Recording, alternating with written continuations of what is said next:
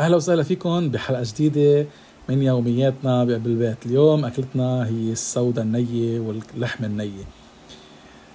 مين غير اللبناني بياكل السودة نية واللحم النية؟ وهيدا أكيد العيران اللي أنا عامله بإيدي.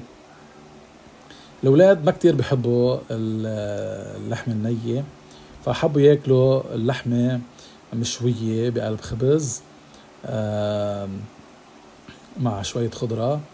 الطريقة الأولى لحتى تاكله لحمة نية، تعمل له وحدة سبعيني لاحق، تقرب عليها هيك وهم يا جمل. الله الله، تاخد وراها طلعت سمايلي فيس تاكل وراها حبة فليفلة.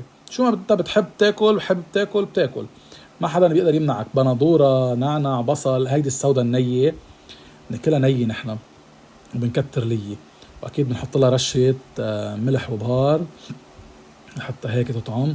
ويا سلام، يم يم يم يم يم يم يم، شي روعة روعة. الأكل اللبناني ما في أطيب منه يا جماعة. وهون عم فرجيكم هيدا القلب، هيدا القلب الخروف مع السودة، مع الكلاوي تعول الخروف كمان.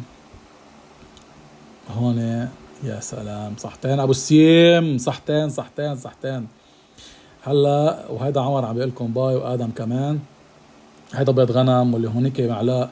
وهون آدم عم بيعلمكم كيف بياكلوا السودة النية. بتحط السودة، يا سلام، ايوه، كتر دهنة، حط السودة كلهم، حط الدهنة، حط رشة ملح، وحط رشة بهار،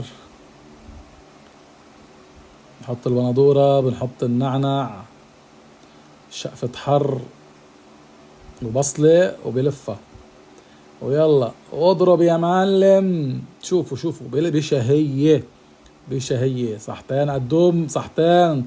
جايز نحن طالبين منكم تشتركوا بالقناة عنا، تعملوا لنا لايك وسبسكرايب، وتفعلوا زر الجرس. نتمنى نوصل 100,000 متابع.